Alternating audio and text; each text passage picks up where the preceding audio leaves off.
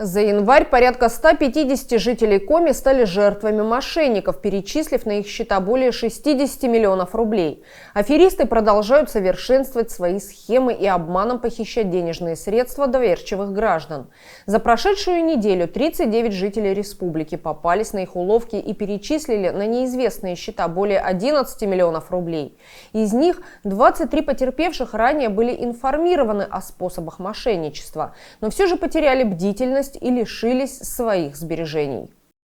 МВД по республике Коми призывает не доверять незнакомцам, которые запугивают оформлением кредита или взломом личного кабинета. Если вас беспокоит поступившая информация, рекомендуется обратиться для проверки в банк или по телефону горячей линии портала госуслуг. Помните, что представители государственных организаций и силовых структур никогда не связываются с населением посредством мессенджеров. Самые распространенные способы обмана – это прежде всего, когда с вами связывается сотрудник якобы силовых структур, либо сотрудник банка. Между собой они передают вас от мошенника к мошеннику, тем самым вводя вас в заблуждение, не прерывая телефонные разговоры, используют обороты в плане того, что сотрудникам банка при оформлении кредита ничего не стоит говорить, так как у них ведется операция, да, и в территориальном органе банка находится сотрудник, который взаимодействует с злоумышленниками. Лица, да, то есть заявители, потерпевшие, они, как правило, доверяют им. И, будучи введенным в заблуждение касаемо того, что сотрудник банка настроен против заявителей, против его денежных средств, да, то есть вступил в сговор с мошенниками, выполняет все требования мошенников. На самом деле все это очень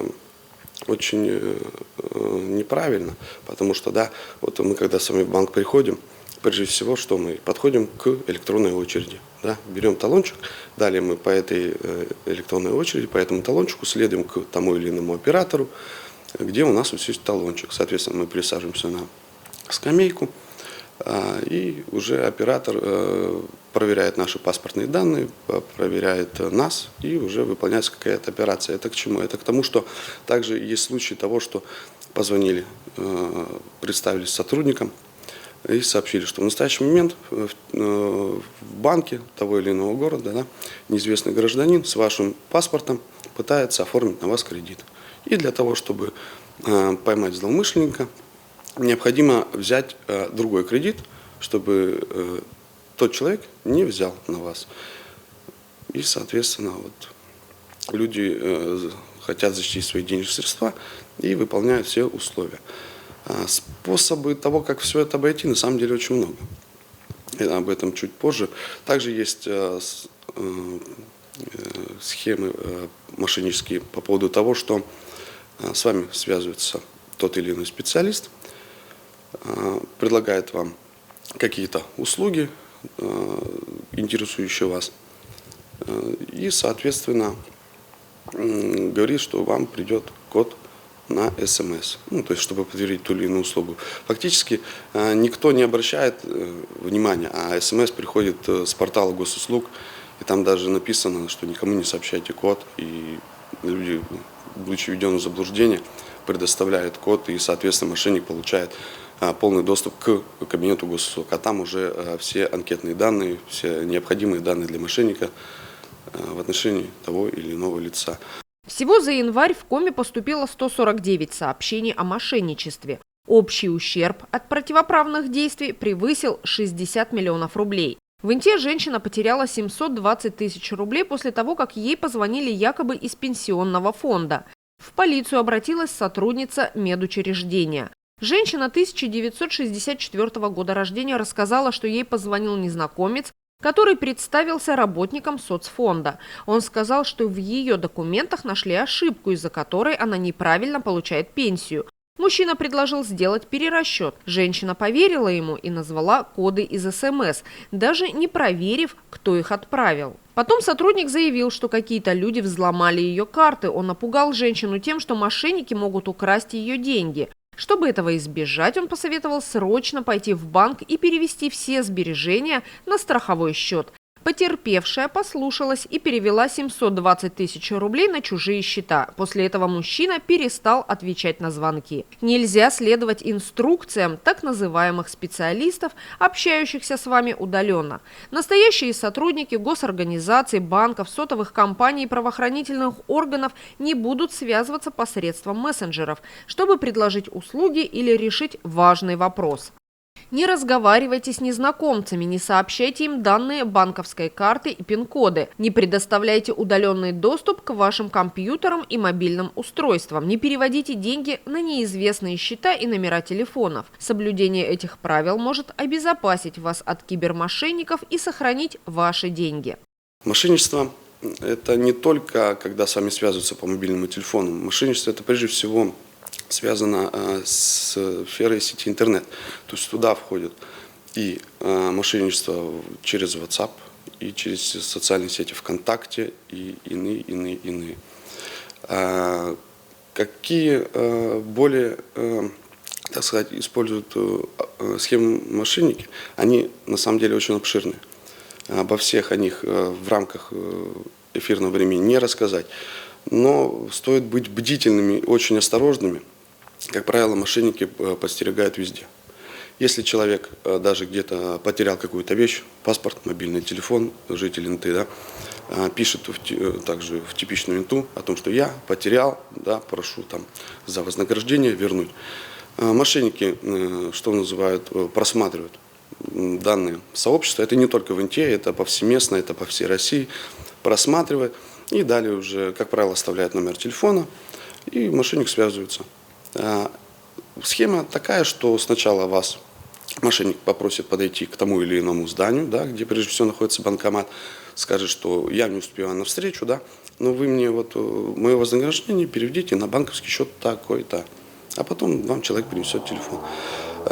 Людей в данной ситуации смущает тот факт, что злоумышленники знают расположение города.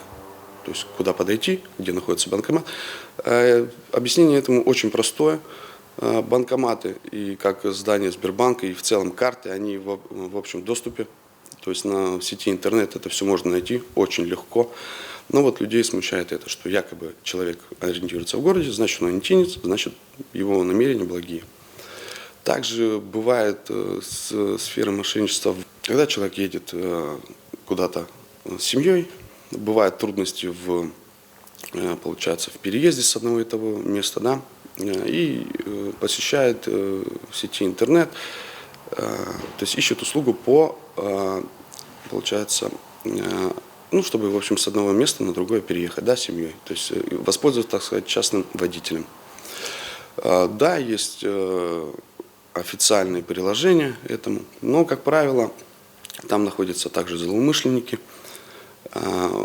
связывается с вами, то есть выходит из рамок этого приложения, связывается с вами также в WhatsApp и присылает вам ссылку касаемо того, что все хорошо, однако, чтобы место было за вами закреплено, на случай того, вдруг вы откажетесь, вам необходимо проследовать по той или иной ссылке.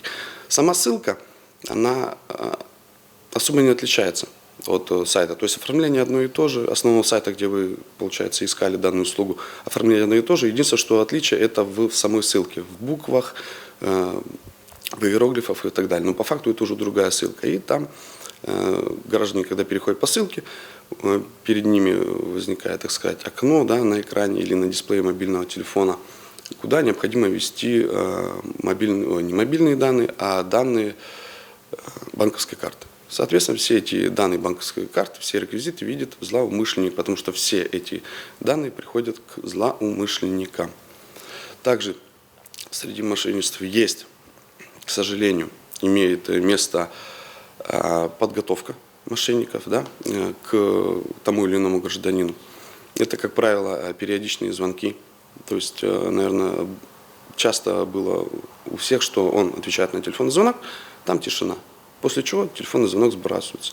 В дальнейшем также мошенники, подготавливая, то есть собирая информацию для граждан, да, могут связываться от лица якобы интернет-провайдеров То есть стандартный звонок, с вами связались, говорит: здравствуйте, вот мы из той-то компании, у нас имеется заманчивое предложение для вас, мы готовы вам подключить, там, условно говоря, интернет за символическую сумму.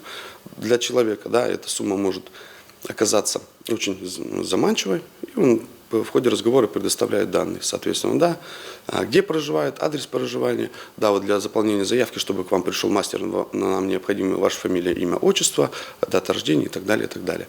Кто-то не отвечает, кто-то понимает все это, кто-то просто не отвечает, ну, тогда мошенник может зайти, так сказать, с другой стороны. Позвонить, сказать, что да, я сотрудник банка, вас, как добросовестного плательщика, нам посоветовали банки-партнеры, для вас у нас есть индивидуальное предложение. Та или иная кредитная карта с заниженной процентной ставкой, да, и так далее. Если гражданина и этот уже вариант не заинтересовал, они будут действовать уже по-другому. Соответственно, точно так же. Способов заполучить информацию о том или ином гражданине, да, который пользуется тем или иным номером, на самом деле очень много. Поэтому также есть схемы мошенничества, да, которые используют злоумышленники через маркетплейсы. Озон, Валберс и так далее. Поэтому через другие площадки, когда приходит посылка на почту, да, гражданин вскрывает, а там находится совсем другое. Даже если он вернет посылку, соответственно, если ему даже возместят, тем не менее он же сообщает свои банковские данные, да, данные банковского счета, может быть даже кто-то фамилию, имя, отчество. Посылка была направлена по тому или иному адресу, да, соответственно, мы уже знаем фамилию, имя, отчество, адрес человека, банковские данные, реквизиты. То есть сведения достаточно для мошенника.